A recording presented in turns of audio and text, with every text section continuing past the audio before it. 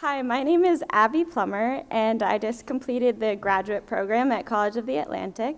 I came to COA so that I could study education and sustainable food systems while simultaneously completing my elementary teaching certification. So while I've been here, I've studied mostly education requirements as well as some content area courses like math courses and also some business courses like launching a new venture. So for my thesis project, I designed, implemented, and evaluated a farm-based summer learning program for middle school students at Peggy Rockefeller Farms. So what I'm going to do today is I'm going to give you a little overview of what that project entailed, beginning with the program rationale. To give you a little background, farm-based education connects students to agriculture, community, and the environment through hands-on experiential learning. And there are many typologies of farm-based education, including school garden projects, farm-to-school programs, and educational farms. And before I came to COA, I worked in Lincoln County for a nonprofit farm-to-school organization, implementing school gardens in public schools as well as summer camps like Camp Key for boys and Wabash Camp for girls. And I found that a lot of teachers told me that students who were disengaged in the regular classroom became very excited, eager to learn, and on task when given these outdoor farm-based education experiences. So I was interested in whether farm-based education had the capability of engaging disaffected students. And through initial research, I found that farm-based education has the capability of increasing interest and enthusiasm, engagement and behavior, attendance and achievement, as well as attitudes towards healthy food and the environment. Even though there's all these wonderful benefits, teachers often feel that they don't have time to incorporate this type of learning into the classroom. Part of the problem with that is this problem known as summer learning loss, which is a historic problem that happens when students return over the summer months to school having regressed from where they were in the spring. This is particularly bad for middle school students, as the 9th grade achievement actually predicts achievement for the whole high school career and beyond. So one of the recommendations is to pilot summer learning programs by partnering with community organizations. So for my thesis, I researched how a farm-based summer learning program could engage academically disaffected students while also preventing summer learning loss in reading, which is the most well-known subject to lose achievement, and also to impact student attitudes about the environment. So to do this, I designed a summer learning program called Growing Season, and it was for 5th to 8th grade students, and I had two-week sessions last July. The program was 5 days a week, and it ran from 9 to 3 with optional before and after care to accommodate working parents. The program was at $500 for a 2-week session, which is comparable to other local island projects, but with significant financial aid that we got from a grant through COA. The 5 main farm-based education activities that I incorporated into the curriculum were caring for animals, caring for their own educational garden, cooking with the produce from their garden or other local products, making agricultural art products like tea and beeswax candles, and then using those produce and products to sell at their very own farm stand. So to do this, I hired 2 COA students, Greg Bernard and Mel Steinberg, and both of them had farming, cooking, and teaching experience in farm-to-school projects.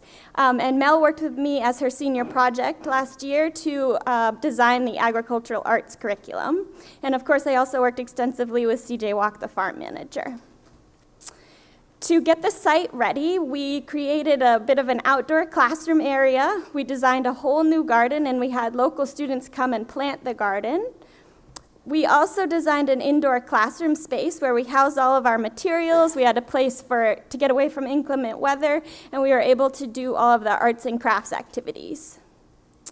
To recruit students, I designed this brochure as well as this flyer, and I distributed them to local schools on and off the island, as well as local establishments. I put an ad in the newspaper and on social media, and we created a site on the COA website. So return to my evaluation. Because I was looking at engagement as well as attitudes, it was important that I took a really holistic approach to collecting data. I would need to look at what the students were saying, what they were thinking, how they were feeling, were they enjoying the program, did they have questions or misconceptions, what ideas or insights did they have. So to do this, I took a multifaceted qualitative approach to collecting data, and I administered reading assessments as well as questionnaires to both students and parents at the beginning and end of the program. I collected extensive field notes throughout, and I conducted semi-formal interviews with students, as well as assessing student work throughout. So to get to my data, so in terms of reading skills, I found that all students either maintained at the same reading level throughout the program, or they increased in one indicator of speed, accuracy, fluency, comprehension, or reading level. And I also found that parents commented that students were enjoying reading more as well. In terms of engagement, I categorized my data into two main areas, and that included the experience students have with learning about themselves, as well as their experiences in expressing themselves at the farm. So you're going to see a whole bunch of quotes up here. These are either things that students said, were documented in questionnaires, or they wrote in their journals, which they kept daily, because I also incorporated reading and writing into the program to help prevent summer learning loss. So in terms of discovery, students started to like new vegetables, as you can see. They would suggest that you go to a farm and eat real food. They would also tell their parents that they had to have a garden at home. They wanted to learn new cooking skills, as well as cook and eat all the food from the farm. They also started to increase their interest in different academic subjects, particularly writing and reading, and parents commented that their favorite subject actually changed to writing. That's one of the students' journal up on the screen. I also noticed they were really interested in the authentic learning that they were able to experience in the program. They would comment on how they connected what they were doing in the farm with what they were learning at school, or connecting it to real life, and this was really important to the students. I even had a parent who said that she wished that the public school would be more like this program. I also found that students increased their self-esteem and confidence. This was documented both by the parents as well as the students. And you can see with some of their student work, you made your own pesto. They're really excited and proud of themselves as well.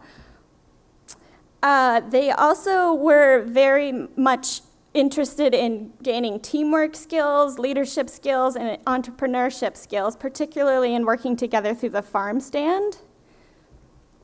They learned about community and caring for each other, as well as choosing to donate $200 worth of their dollars from the farm stand to the local homeless shelter.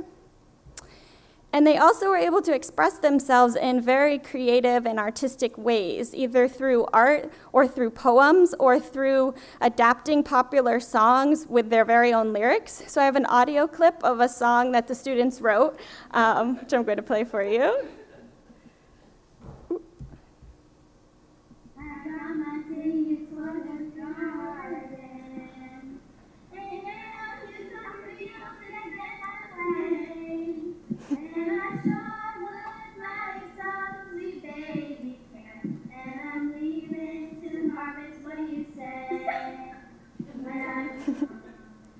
When I'm gone, you're gonna miss me when I'm gone. Sing, you're gonna miss me by my tongue. You're gonna miss me by my love. You're gonna miss me when I'm gone.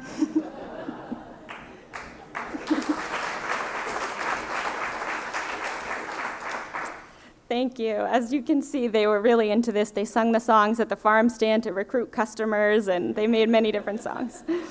And then to finalize this by talking about their attitudes towards the environment, I found a lot of different evidence, particularly their interest in learning about the natural world, asking questions, and their curiosity. They drew careful, detailed observational drawings.